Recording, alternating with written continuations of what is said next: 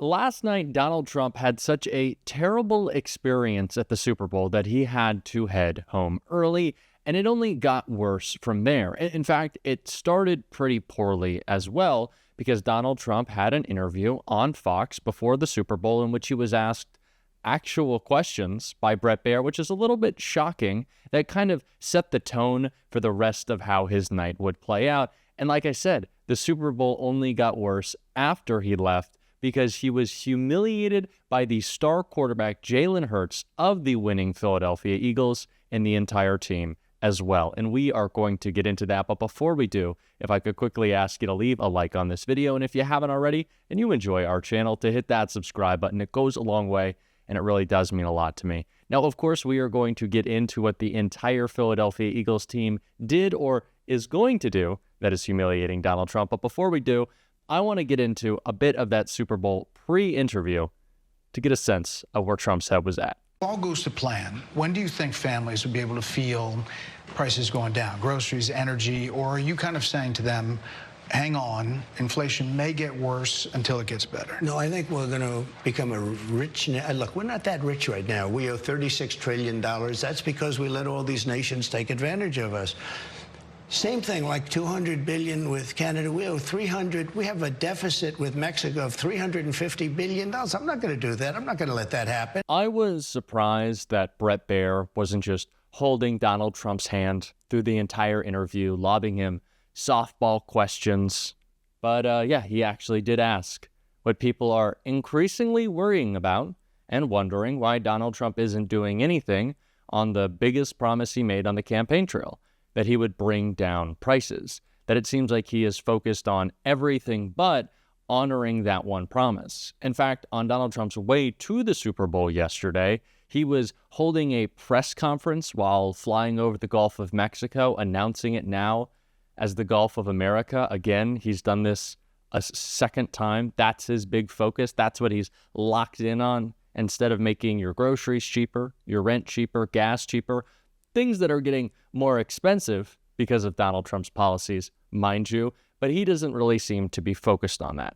Again, he just wants to go and do the big spectacles or talk about the culture wars, and all of that kind of came together when Bret Baier asked him about his Super Bowl pick yesterday, and this will be important to what the Eagles did, so let's take a look right here. Prediction? I hate to do it.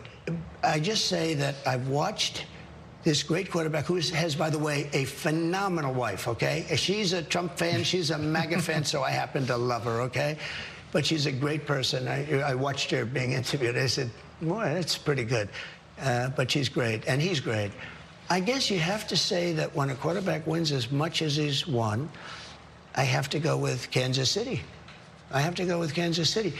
At the same time, Philadelphia has a fantastic... It's going to be just a great game. So we know Donald Trump loves Brittany Mahomes because she's a big fan of his, and it wasn't a successful night for either of them yesterday. I apologize to all the Chiefs fans out there, but if Donald Trump is wrong and Brittany Mahomes is unhappy, I think that's a win that we can take.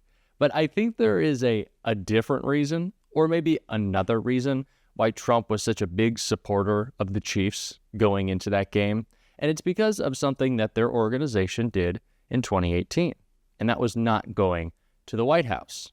Now, it's not just that they didn't go to the White House then, but they made it clear how they feel about Donald Trump still and now, and specifically their quarterback, Jalen Hurts. And we're going to get into all of that right here. Philadelphia Eagles make major decision over White House invitation post-Super Bowl win following past Donald Trump snub. The Philadelphia Eagles plan to snub an invitation to the White House after winning the Super Bowl, the U.S. Sun has learned. A source at the Eagles who spoke anonymously stressed that conversations about refusing a visit with President Donald Trump after beating the Kansas City Chiefs have already occurred. Following their win over the New England Patriots 7 years ago, most of the roster was at odds with Trump's reaction to players who took a knee during the national anthem.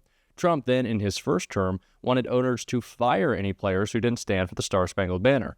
Only 4 Eagles remain from that championship-winning group: Jake Elliott, Rick Lovato, Brandon Graham, and Lane Johnson, but the sentiment for most of the team remains the same. On Wednesday in New Orleans, Eagles owner Jeff Lurie, a staunch critic of Trump, was asked directly by Front Office Sports what the team's plan for a potential White House visit would be, and now we know the answer. And it wasn't just that. When asked about Trump and playing in front of him, this is what QB Jalen Hurts had to say. Thank you. Is there added pressure with Trump attending? No, man.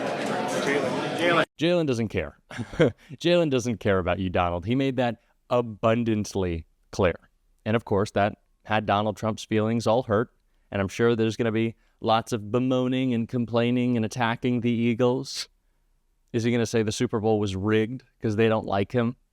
Probably. He was upset with Taylor Swift last night.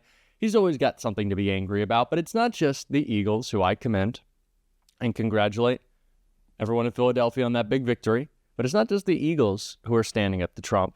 We see another great leader, Jalen Hurts, and Jamie Raskin standing up and protesting Trump and talking about all the ways we can as well. Even if you're not a Super Bowl winning football player who can decline an invitation, there's other ways to protest. Jamie Raskin was talking about that right here. Elon Musk, you may have illegally seized power over the financial payment systems of the United States Department of Treasury, but you don't control the money of the American people. The United States Congress does that. Our next guest, Democratic Congressman Jamie Raskin of Maryland, says he has a new legal theory for how Americans can sue Elon Musk. Congressman Raskin joins us now. Welcome, Congressman. I'm loving this theory. It's very interesting take. Explain it to us, how citizens can sue Elon Musk and Doge, and how 18 U.S. Code 1030 can be applied. So the first thing to understand, Michael, is we are winning in the courts. And people need to understand that. Judge Gia Cobb in the district court in the District of Columbia just halted their efforts to out thousands, I think 6,000 FBI agents across the country for their involvement in prosecuting January 6th. Judge Kolar Catelli shut down the raid on the Treasury Department. And so the courts are doing their job.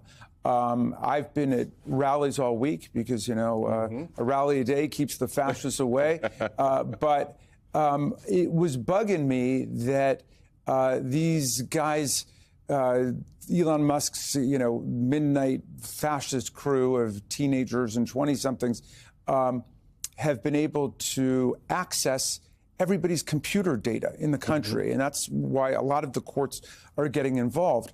But it was killing me because I wanted to spend some time with the statutes. And so this weekend, I've been looking in the statutes, and one of them, which is getting to be in contest now, is called the Computer Fraud and Abuse Act of 1986. It was actually pushed by Ronald Reagan, who at Camp David had seen the movie War Games and got very concerned about the security of government computers. And he, with Congress, pushed for a statute to make it a crime to on an unauthorized basis to obtain other people's information and then distribute it. And there have been tons of criminal prosecutions on that. But if you read the statute, there's also a private right of action. So if you are a citizen and you can integrate this with taxpayer privacy data statutes, if you are a citizen whose private data has been compromised through a breach of government computers, you can actually sue for damages. So what I'm thinking about and talking to my friends at Democracy Defenders and other lawyers about is, could there be a nationwide class action lawsuit to follow up on last week's victories against Musk, against the Trump administration for this breach in computer security and the data of all American taxpayers? It could be a class action suit on behalf of all Americans. If the Proud Boys and the Oath Keepers want to opt out and they don't want their part of the money for the contamination of their data, fine, they can opt out. But really, it's a suit on behalf of everybody because that's our information. It doesn't belong to Elon Musk or his little midnight crew. It belongs to the people, and the government has to hold it in trust. Now, there's specific statutes which say that information can only be accessed for tax purposes, for the purposes of the Internal Revenue System, and for no other purposes. What are they using that information for? Interesting. Can I just say, Congressman Chairman, I made a decision not to go to law school, and somehow you have me reading U.S. code on a Sunday morning. It's a good day when you do that. Thank you. Thank you for the free education. I mean, what's interesting to me is the Nobody Elected Elon Musk Act that you and your colleagues are putting forward. It's one of several pieces of legislation promoted by Democrats to try to hold Elon Musk accountable. Here's the question. Have any of your Republican colleagues showed any interest in joining you in this effort toward accountability? No, at this point, they're either, out there cheerleading for Elon Musk, or more and more of them are getting real quiet because they see the public does not like this. The public does not like the idea that a guy who would not even be constitutionally eligible to run for president is acting as president, a guy who, if he were president, would be impeached immediately because he's taking billions of dollars in foreign government emoluments from all over the world. And some people have actually been talking about impeaching President Elon Musk right now, on the theory that he's usurped the powers of the presidency. So I think a lot of the Republicans are just going to wait and see which way this goes. You know that there are a lot of very right-wing MAGA Republicans like Steve Bannon who are completely opposed to Elon Musk and what he's doing. Bannon has called him a truly evil person. And Laura Loomer has warned of what they're trying to do in terms of creating a techno-state monarch in the new century. Obviously, Elon Musk has much bigger plans than Donald Trump, who, we know just wants to become the richest person in the world and get all the attention. But Elon Musk would really like to completely overthrow our system of government and move us into some kind of techno monarchy under the geniuses of Silicon Valley. Ezra Klein wrote a really great piece that I think should be instructing a lot of how we view the Trump presidency. And it was my big issue and concern even before he was inaugurated about all the business leaders, the billionaires, the corporate media settling lawsuits saying that they would, kind of tamp down their negative coverage of Trump. That worried me so much that if everyone caved to him and pretended like he did have the power to commit the criminal acts and unconstitutional moves he is, that would be even worse than anything Trump could do. The response, allowing it to happen, is what would be the most damaging. And that kind of happened a lot in that first week, but it's not anymore. We are stepping up, we are having our voices heard, and we are pushing back, and we're going to continue to do that on this show every single day. And if you want to support that, as always, you can hit that subscribe button, you can leave a like on this video, and if you stuck around to the end, you can drop a blue heart in the comments. And until next time, I'll see you soon.